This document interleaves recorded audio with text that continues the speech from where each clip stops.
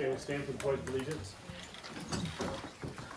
I pledge allegiance To the flag of the United States of America and to the republic for which it stands, one nation, under God, indivisible, with liberty and justice for all.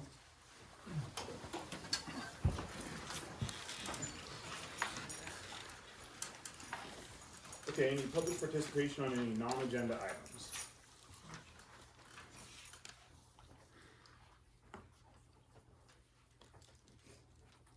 Okay.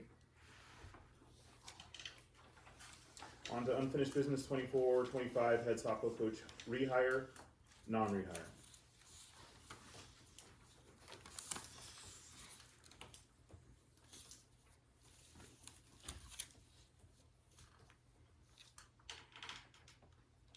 I move that we rehire Katie Mitchell as head softball coach for the coming season. Second.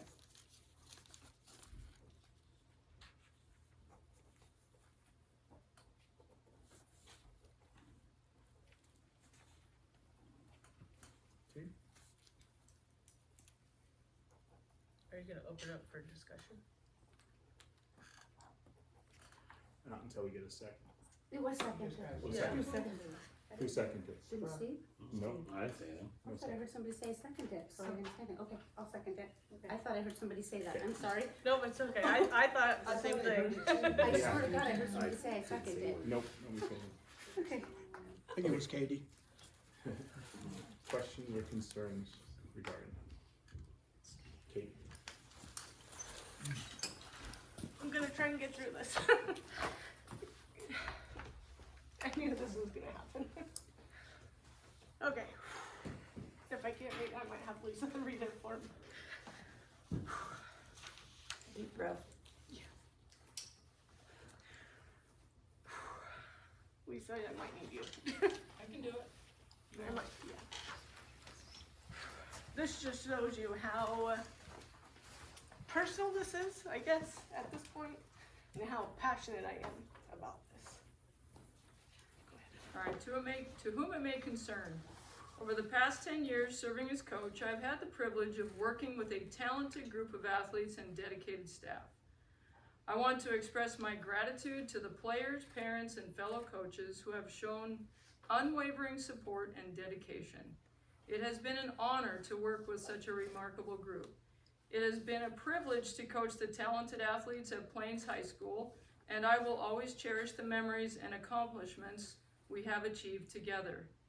Throughout my coaching, I have consistently demonstrated dedication, professionalism, and a genuine passion for nurturing student athletes, both on and off the field.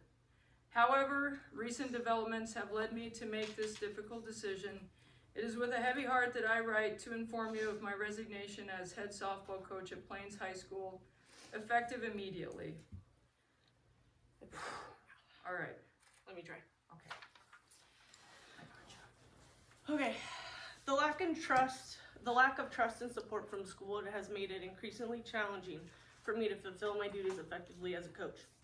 Trust is a fundamental component of any successful team, and without it, it is impossible to create a positive and productive environment. Despite my best efforts to foster communication and understanding, I have felt unsupported and under a microscope in my role this year. I hope immediately there is a process put in place that will help guide the school through making educated decisions regarding future and current coaches. I have always believed that trust and adherence to established protocols are the cornerstone of a successful and cohesive athletic program. Unfortunately, I have found the school board's actions to be inconsistent with these principles. The lack of trust exhibited by the board, along with the repeated disregard for proper protocol in coaching situations, has made it impossible for me to continue in this role with integrity and the effectiveness that I strive to maintain. My decision to resign is final. I believe it is in the best interest of both myself and the school community to part ways at this time as coach. This change will also allow me to devote more time and attention to my family, who have always been there for me and the greatest support system. Sorry, guys. I look forward to this new chapter in life, knowing that it will afford me the opportunity to be more present and engaged. This decision is not made lightly, but I feel it is necessary for my professional integrity and my personal well-being. Thank you for your understanding. And I have my resignation letter right here for all of you. Sorry.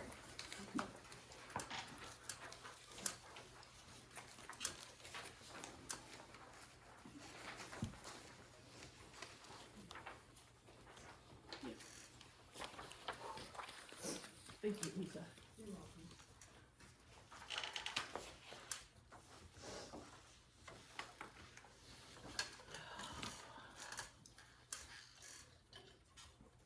Yes. Nicole Cockrell, I'm a teacher here at Plains. I wanted to just read you a quick paragraph of what I prepared for tonight.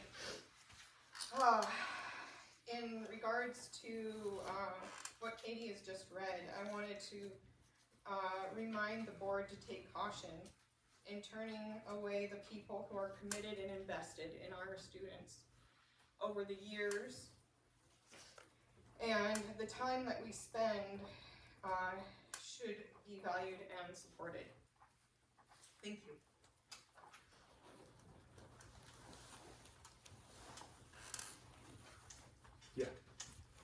Yeah, I'm John Ziegler, and I served as the assistant softball coach this last season with the Trotters, and I would just like to comment and go on record that there was nobody on that practice field for more time than I was last year, basically, with Coach Mitchell. And when I was hired by the current AD, or by the former AD and former principal and coach, one thing was asked of me was, in my job description, was to be supportive of the head coach, which I felt like I was, and I felt like I currently am. I just want to state, I mean, as an assistant coach, yes, there are always things. If any assistant coach tells you that they wouldn't change a thing throughout the season from what the head coach does, they're lying to you because that's just the nature of the way things are.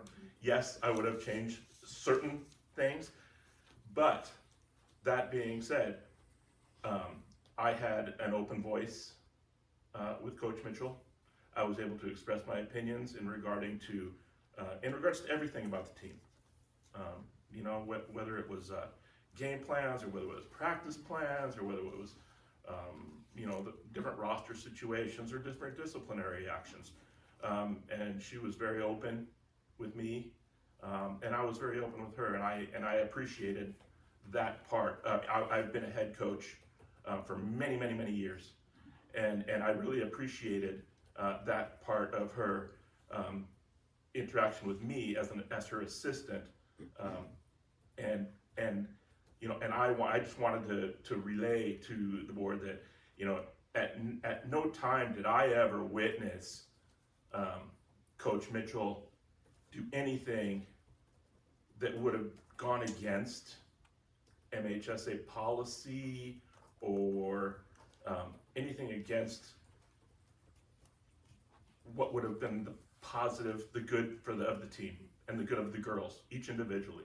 I mean, many of them came to her and I as well with different issues, whether they be athletic issues, personal issues, whatever. I mean, being a coach is like being a teacher. You're part of their life. I mean, you're structuring them in many different facets of life, not just softball. And you know, and I just wanted to say that I think while our record is not going to, for last year, is certainly not going to, you know, to break any boundaries or anything. I think Coach succeeded in that, and she allowed the athletes to come to her, and she was an open book with them, and she did the best I felt that she could with the tools that she had. And that being said, I just wanted to stand up and just, you know, just reiterate that for the board, for the record. Thank you. Okay? Thanks. So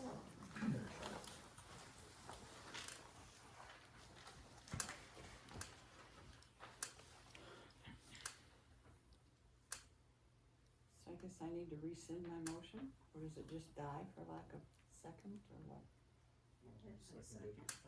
What? It was seconded, but I think Oh, it's that's bad right. because she was on. Yeah. So how do we? Motion killed.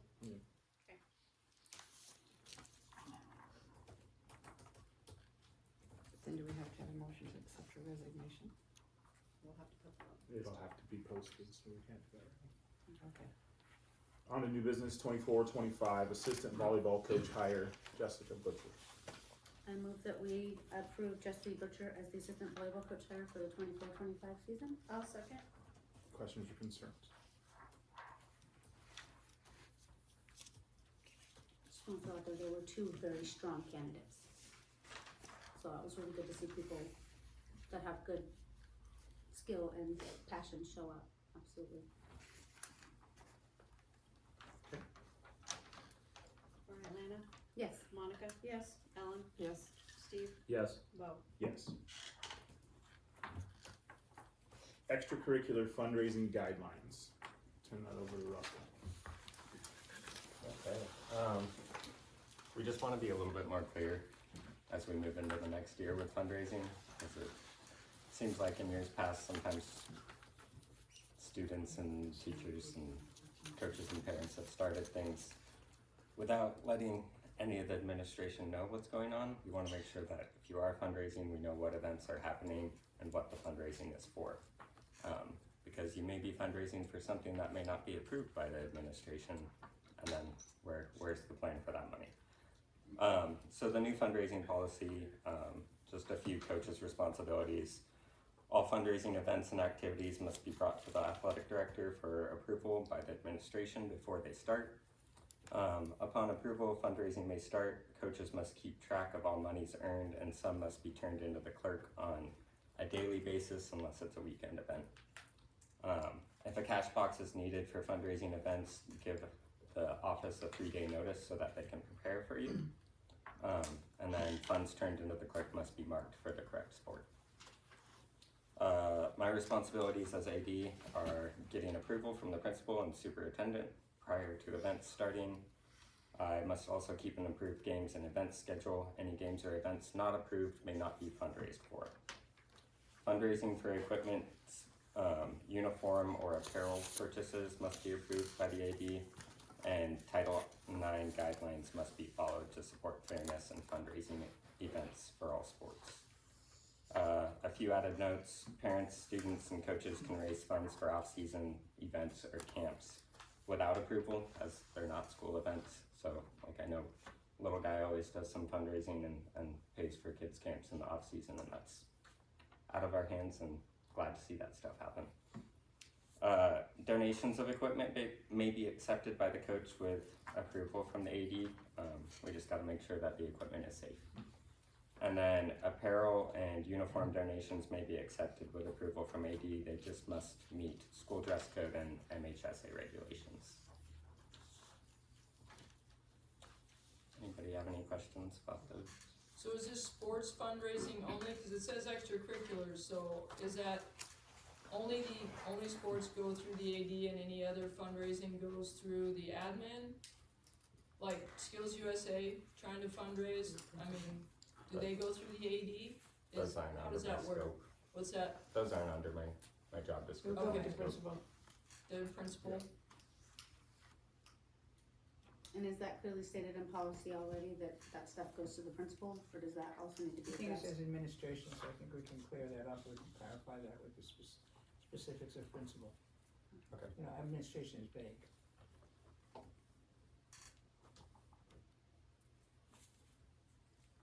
Any other questions on extracurricular guidelines, fundraising? Or just have one more? Yeah. What about the funds that are sitting in, being held for the specific sports that were once tier 2 sports and now are no longer tier 2 Yeah. sports? How's that gonna work for that? I think that we would like to see all those funds released to the sports that raise that money.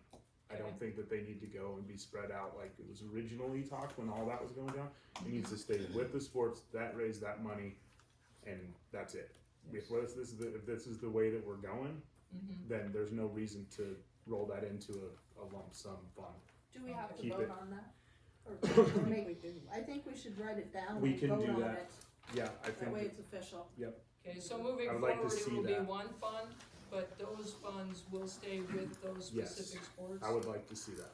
Okay, Moving forward, when clubs and sports, raise money, it will be deposited with, designated to them. oh, okay. Yeah. Alright, so like, if someone I was approached by a longtime member of the golf course and wanted to make a donation, but I said, I don't know where we stand right now, so let's hold off on It's that. gonna go to the golf. Yeah, So, that's what this is okay. going to, All right. this is what this is gonna be able to approve with that. Yeah, Okay. Identify All right. for that. Okay, thank you. I just don't see why people wanting to go out and fundraise for their sport and us limiting, you know what I mean? Like, Mhm. that seems like a pretty, and as long as, Yeah, long as it's managed and it's done Yeah. properly. yeah, And it's handled by the, you know, whether it's the AD or the principal. Or, Yeah.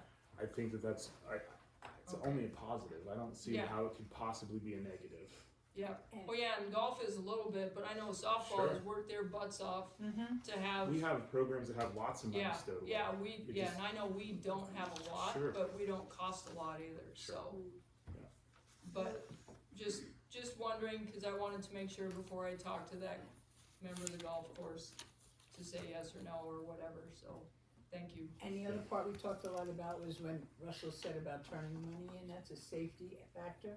If you collected a lot of money and we can lock it up at night so you don't have that responsibility because you never know. In this day and age, it's a safety factor. It's not that you're not trusted. Yeah, It's just let's protect everybody. You know, you leave it in the car, you leave it on your desk, you leave it times are tough. Everybody's stressing, let's not put anybody in temptation in anyone's path. So that's why it's not, you know, and like on weekends, that's another story. If you Yeah. take it and you secure it. But that's the only reason for that. I just wanna put that out there, cause we spent a lot of time talking about it and the perception of, it's not the perception of mistrust, it's the perception of safety and security of the funds that you raised and just to keep it safe. okay, yeah, that never crossed my mind, that it was a lack of trust, so. See, I gotta read lines now. But, yeah, no, not at all, not at all. That's usual practices, procedures in bigger places. Yeah, just Trista Feist Brown, parent. So for off-season fundraising, is that off school year or is it off-season from each sport or extracurricular or whatever? just that really means non-school sponsored events. Okay. So So if Yes. volleyball's raising money, If they it's need funding, approval yeah. no matter what time of year it is, correct? What do you intend to do with the money? Is it for summer camps? Right, I was just clarifying for that, cause I know with like Skills USA fundraising, we tried earlier and were denied, and then had to scramble at the end and were unable to come up with full funds, but those are issues that I'm sure we can iron all of the kinks out as we go. Well, that would be good because now everybody can start now. Yep, Everybody absolutely, can start now, even if you don't know, like in skills, if you don't know whether or not you're going to nationals, still save for it. They'll probably be there and probably more every year at the rate Right. the kids are going. So you can start now, put the calendar out, start raising the funds and you know, have it safe and secure so nobody gets stressed. perfect, thank you. So like the basketball team's raising for uniforms and they need $500, but they raise $2,000. Does that extra money go into all sports or does that still go in, say, for basketball for another purpose? it should still be under basketball, the team that raised the money. So I'm not sure, did we need to make a motion on this to be discussing, because there hasn't really been a Yeah, motion or there was- seconded yet, we just sort of we jumped should. right into it. Right, so I was like, well, I'd comment. It's a great discussion. Made a motion yet, not that I wanna stop the discussion, I just think we probably should make a motion. Okay, sorry, I've been under a lot of stress and my brain is not working right now on how to make motions. I make Hello, a- thank you, Steve. Want to do it? I make a motion to approve the extracurricular fundraising guidelines for the next school year. I got you, Lana. Thank you, I'll second it.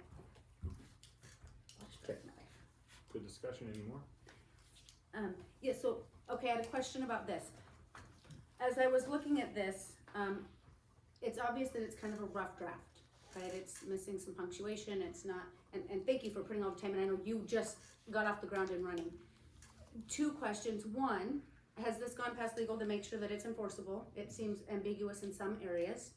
We wanna make sure that that is ironclad, that it can be enforceable. Yes, no, maybe. The only thing it has gone through is MHSA guidelines, that Russell has gone through that and mirrored that. So Okay. it hasn't had the imperator of the MTSBA, but it has gone through Okay. rules and regulations, that which is acceptable for fundraising. Legal's gonna be really particular on the Title IX part of it, which was addressed in all that stuff. Other Right. than that, they're not gonna, it's more MHSA policy type stuff, so. Possibly. And so I know we're kind of handed a rough draft to pass. If we pass this, that means we're putting this in our handbook unfinished. It's a rough draft. So I don't know if we wanna table this and get the final copy, so we're passing an actual final copy to go into our handbook. Since this one is pretty rough, it's missing punctuation and Well, I think that some could be, ambiguous things. that could be corrected tomorrow, if it's just a matter, the content, if the content is accepted on, And you could I don't change think- the motion I don't know. with the, Well, yeah, I didn't do the motion Oh, because my brain boy. wasn't working, but yeah. With So the some of appropriate that. edits made, Yeah. And then a question about must perform a safety check. It wasn't identified. Who needs to perform that safety check? To what level? Who decides that it's safe? Is that the coach? Is that the AD? But there's some ambiguous stuff still in here to be worked out, I think. AD would go over it with the coach. Okay, so again, that's also not in here. So I'd like to see this a little more clear and concise and more structured. So as we pass it, it's something that we look at and say, yes, this makes sense. This isn't a rough draft that we tried to push through really fast. I get that we need a fundraising policy. I just want to make sure that it's meeting the needs that we have. And this one might fall short a little bit currently. my suggestion would be to table it till we get it in the form we wanted in the phone book, right? And hitting some of the ambiguous parts with a little more structure. But isn't it under the approval of the admin administration, so they would be the ones to approve it or deny it if it's like No, a we- safety check? We have to approve the entire policy. That's just one area that I think is ambiguous, that we probably want it to be clear. We talk about communication and transparency. I wanna make sure that there's nothing ambiguous going, what does that actually mean? Well, who knows if my event's gonna get passed or not? What's the criteria that determines that? Right? It just seems kind of ambiguous in some areas. And I think we could probably work together to fine tune that a little bit more. And not because I think Russell's doing a bad job. By God, thank you so much. I just followed the format of what What was was started on another policy. Correct, and that's what I assumed, which was a rough draft in and of itself too at the time, so, I just would like to see that a little more cleaned up before we pass it to put into our athletic handbook.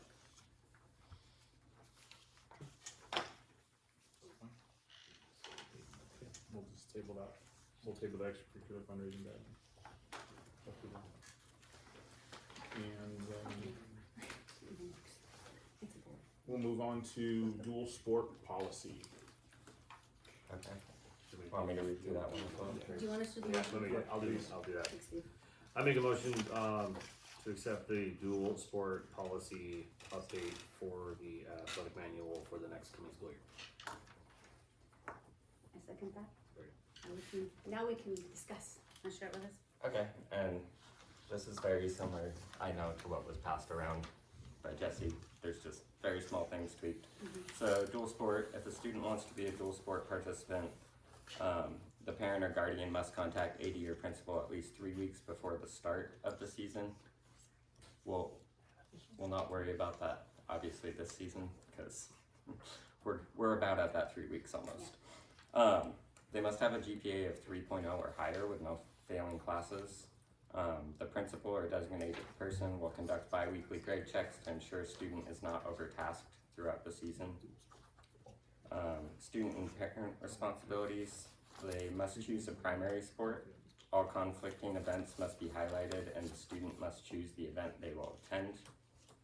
They must have a plan for practice attendance in accordance with MHSA requirements, and they must have a plan to maintain academic standards with the workload. Coaches' responsibilities, both coaches must agree with event conflicts. Both coaches must agree to the practice plan. Both coaches will provide any additional constraints caused by the dual sport. Principal responsibilities, agree with event conflicts, agree with practice plan, consult teachers on academic challenges, address any academic concerns. and the AD must agree with overall plan between the coaches and the principal. There's a few notes there. If the student is permitted to dual sport, each affected team will be briefed on the agreement to ensure everybody understands the expectations. If a student chooses to do dual sport, the coach may only allow JV or C squad participation regardless of skill, depending on the circumstances and overall impact to the team. If this is the case, it will be known to the student prior to their final decision on participating in dual sport. At any time during the season, the principal may call a meeting to readdress the eligibility for the student to continue dual sport. This could be due to team dynamic issues, grades, or overexertion by the athlete, commitment requirements, disciplinary issues, or any other reason the principal deems appropriate. If dual sport authorization is redacted and the student is still eligible to participate in a single sport, the student will be able to choose which sport that is.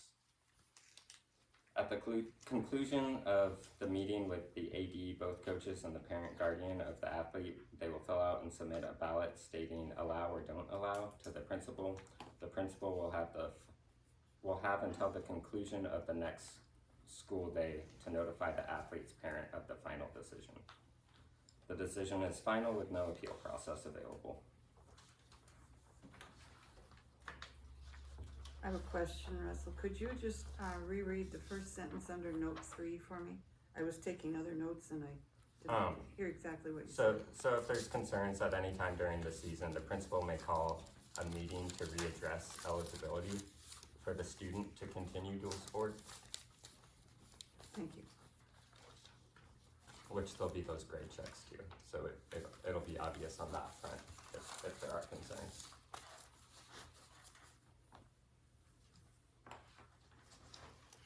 So again, I have the same concerns that it's still a rough draft, still needs to be hammered out so that when we put it into the handbook, it makes sense.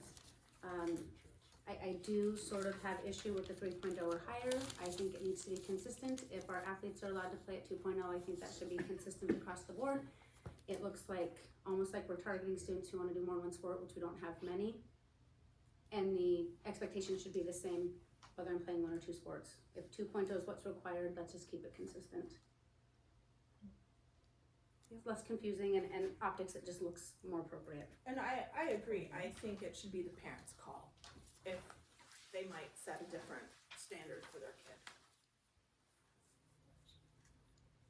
But you think the school should say 2.0 and then If the they parents say could 2.0 for one thing, it should be for 2 things. and then the parents could Say, say it would need say, to be hey, higher or whatever. yeah, it's their choice. They just can't make it lower. Parents can't make it lower. 2.0 is our requirement currently. Because you can go to homeschool and say whatever you want, and they can play. And if you want to lose a kid, you know, make it look harder. Historically, in the past, when this was going on, the students that took this upon themselves, they were not an academic problem. Correct. You know, they knew what they were getting into. That's why the standard was set higher. I think it's not really going to impact students specifically. The optics just don't look good. Yeah. Why make it look harder than it has to?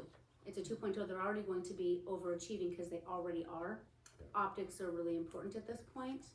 And if we're changing that standard, that looks like we're sort of opposed to a student who's already academically achieving that we don't want you to play 2 sports, which if you can manage it, okay, with support with your parents' permission, but at least meet the minimum standard that the rest of the athletes are meeting. Right? It just doesn't seem like a good separation of standards. I agree with that, and I agree with what Monica said. Now with the ability to compete as a homeschool student, if your son or daughter is a D student, but what keeps them a D student is being able to do 1 or 2 sports, and they can maintain that, then why wouldn't we encourage that? If that maintains their focus, why wouldn't we encourage that rather than say, no, you have to do more, maybe more than what you can do to do 2 sports. If we're concerned about keeping kids in school, then I don't think we should make it harder. We had different standards for our boys than the 2.0, and the hammer came down if that wasn't the case. That's a parent thing, but I like the 2.0 because the 2.0, if you maintain a 2.0, you graduate from high school. Correct. That's our goal, right? Is to help kids graduate from high school, become part of something good. Sports help kids stay focused. They help them stay busy and maybe on the right track versus wandering somewhere that we don't want them to be. And it gives them that one more opportunity to form a bond with someone. Maybe they form a bond with both coaches in such a way that it keeps them completely engaged. And that's what we hope is that by what we do as teachers and coaches, that we create those bridges that where a kid comes in, and every year it happens, the kids come, oh, Mrs. Brown, can we talk? Yeah, we can. But I have that bond, and they see us as real people when we coach. Seriously. Yeah. I mean, that's out of the words of our granddaughter Kiara. She goes, you know, it's so cool when teachers coach because then you get to see them like real people instead of teachers. I mean, but it's true. So if we can encourage those kids to develop more bonds with maybe more than one coach, and they can, if they're a D student and they can stay D students, more power to them. I mean, I don't see the problem with having the same standard whether you're in one sport or two sports. Correct. Because it gives you that impetus to stay focused. I mean, I would just love to have it stay the same so that everybody's on the same page all the time. It's just consistent. It's Yeah, it would be not hard to consistent, do. it would be much easier. And to make it consistent though, like, you know, talking about taking it from the 3.0 to 2.0, Yeah. you shouldn't have any failing classes though. No, Like, you shouldn't have an F. Like, I'm totally I for agree. this. If you have an I F, you're just agree. not playing. Yeah, that's it. No F's to be. Like, 'cause two right now sports. it's set up where you can have a 2.0 and you can have an F. And you can still Well, play. For one sport. For one sport, sport. one But you time. shouldn't have an F to play That's a sports. parent thing though. Yeah. MHSA has You a bar shouldn't have that's an way F if you're lower gonna than play that. sports. MHS is much But lower. I think our school 2.0 and no Fs for a dual sport, that's more than fair. It should be for single sport though too. So, Well, If I could just jump in, I understand and respect what you're saying, I see where you're coming from. I don't know that I just totally buy into it, because I'm looking at it from a enrichment point and selling kids. 2.0 to me is very low, a D, accepting Ds is a very low standard. I'm not gonna challenge it now, I'm not gonna say anything now, I think our kids are better of, and I understand parents' role, because parents are the first teachers. But I guess maybe we have to do more work on helping parents understand that status.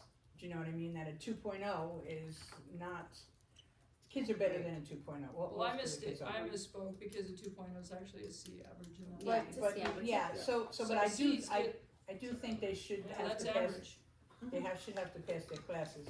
Oh, I agree. You know, I think that should. Well, definitely- one thing that I think we should look at is this just for sports? What if you have a student who, like my kid wanted to do drama and a sport at the same time, he dual activityed it, and he on a good day doing nothing struggles to sometimes be above a 2.0. Although this year I have seen some 3.0s, like honestly the teachers he has this year, he has excelled. But that would be him being told he can't do that because he couldn't on a good day.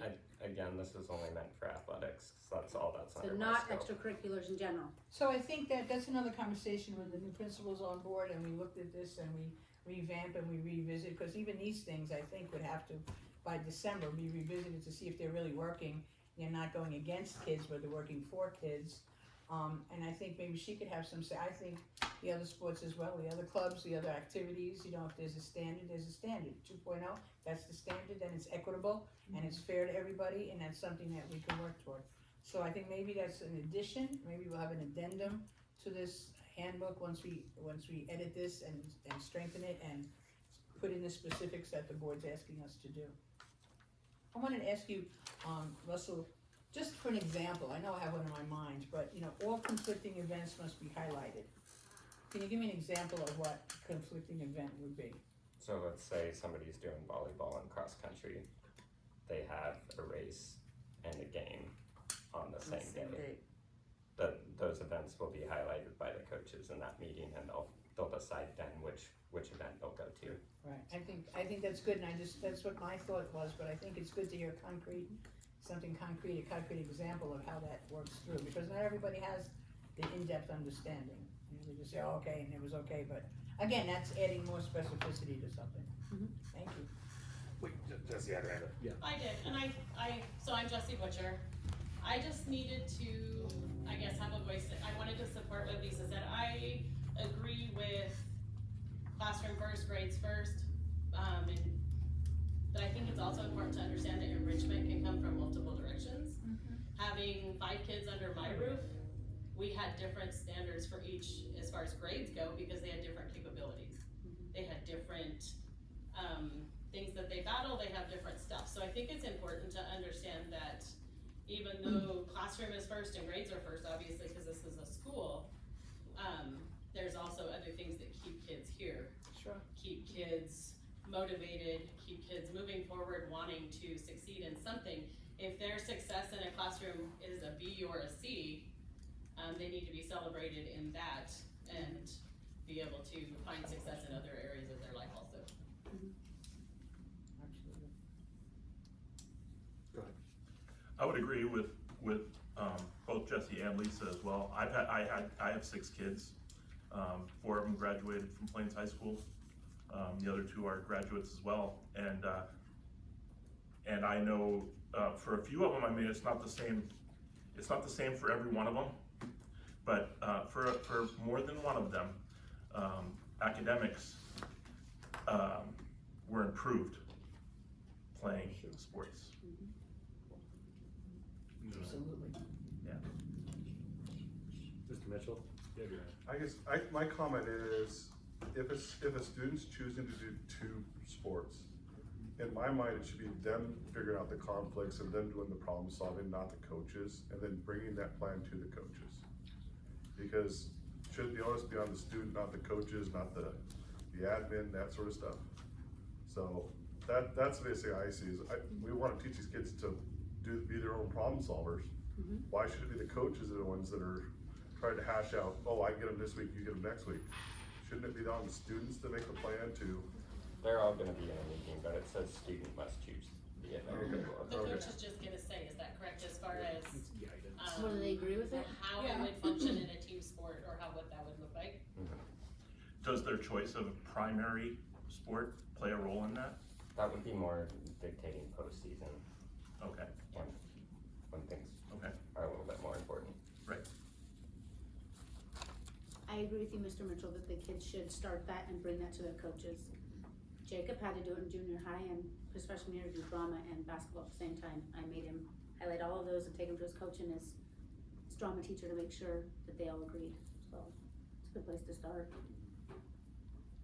I guess I'd just like to reiterate the idea of having it go across all extracurriculars, not just sports. Absolutely. Cause I have a son who likes drama. Yeah. But he was told that he couldn't do drama because he was in track. And our thing says, it says student activities, And he it's can do not it. just athletics, so Yeah. it does need to, I He can think totally do it. fundraising needs to include that, and so does the dual sport needs to be just dual activities, because the handbook is specified for both. And not that Russell needs, you don't do drama stuff. No, that's, I was just saying, I was asked to do this part. I'm not trying to put more on your plate, but then it just broadens to somebody else's responsibility. No, it should include guidelines for Bring all a of group together to hammer that out, right? We'll all come sit down and we'll hammer something together that can be applicable across the board and it goes in there and it fits to everything. Yeah.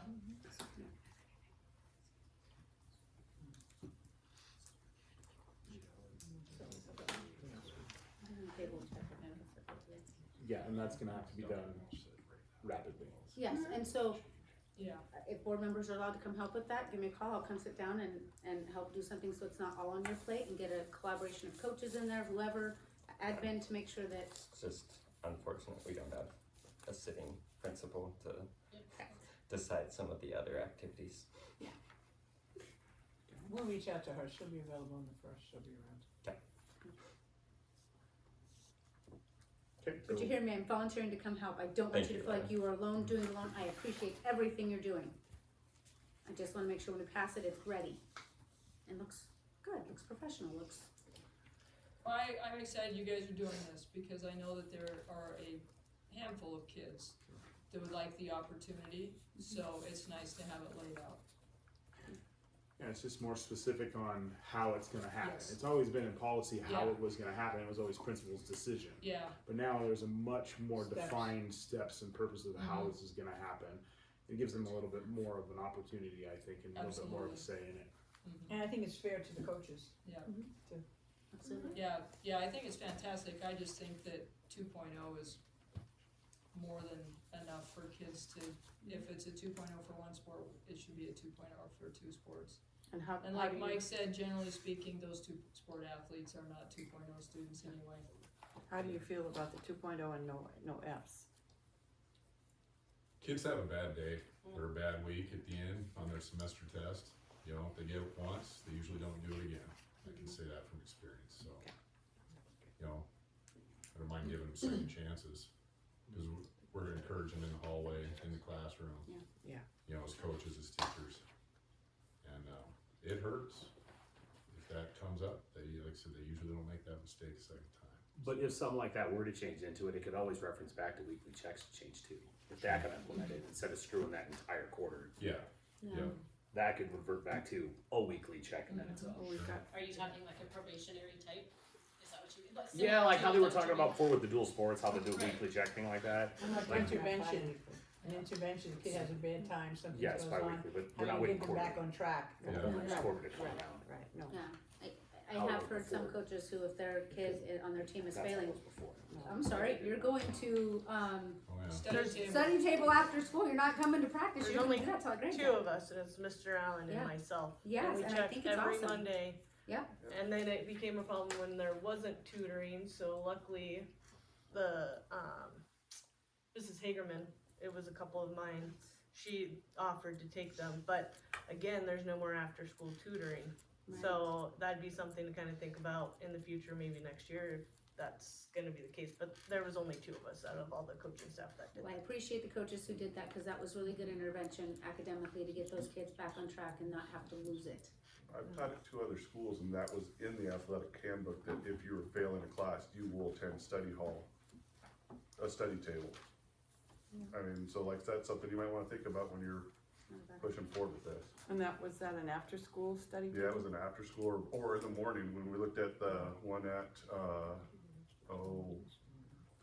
Phillips, or, Phillipsburg. yeah, Phillipsburg and Drummond. Yeah, Yeah, yeah, right.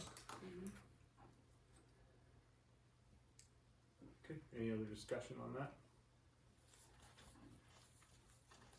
Okay, we'll table that.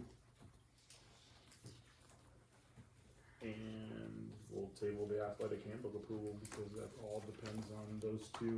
Everything else is pretty much staying the same other than those two policy Can, changes. Yeah, I do have something about the athletic handbook due to Thank you. my situation that I've been dealing with the last 3 months.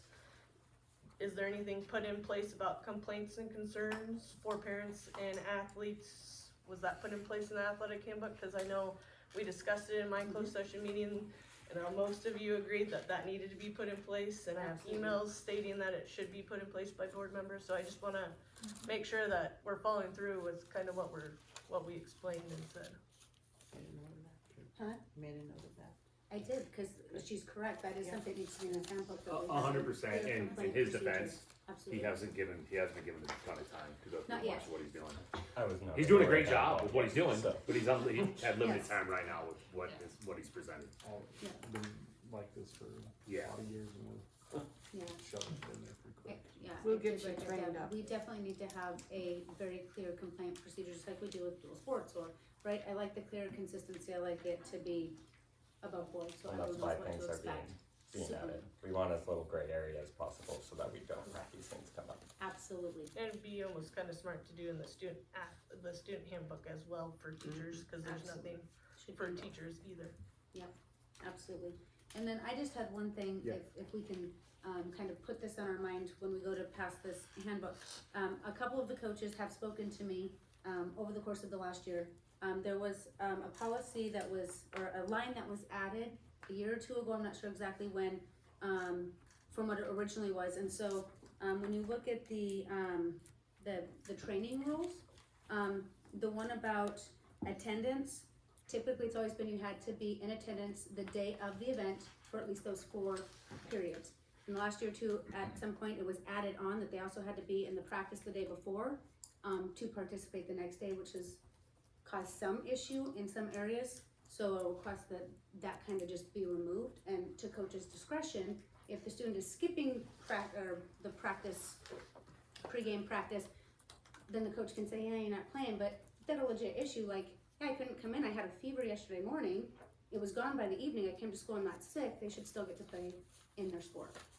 Or if they have a Cause they're there doctor's the appointment. whole day of the event. I think there's already MHSA guidelines stating they have to be there the day prior for The day practice. of, That's I don't think it's the day before, I think it's the day of.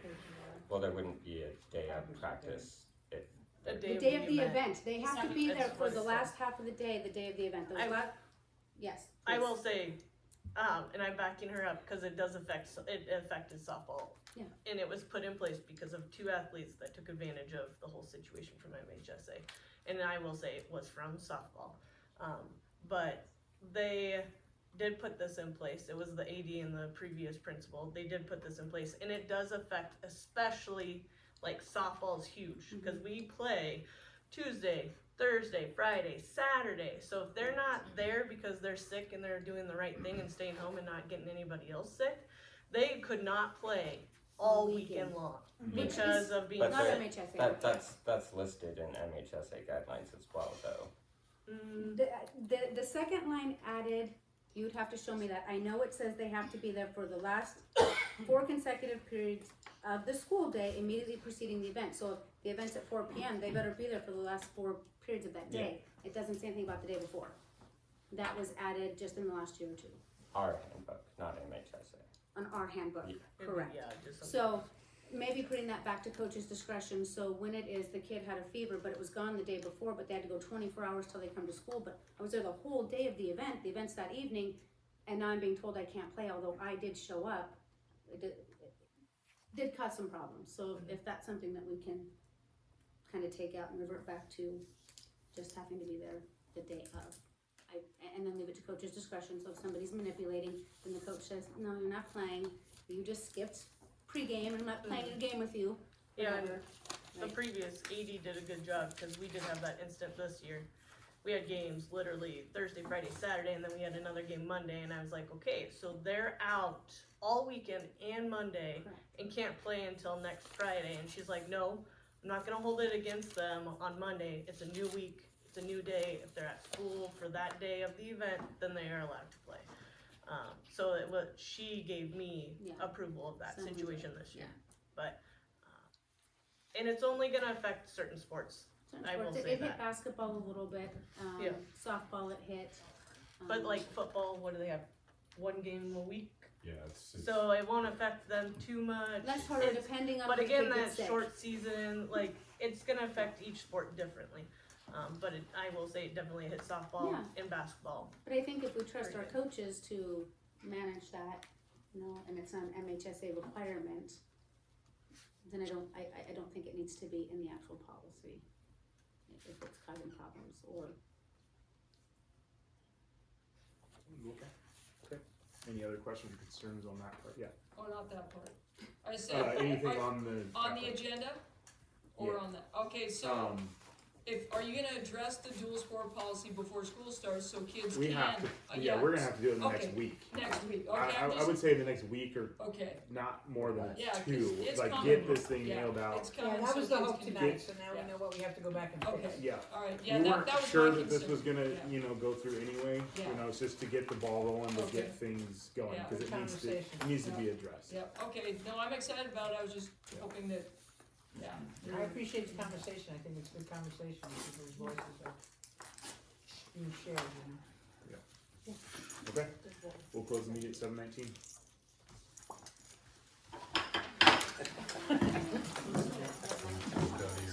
out of your council.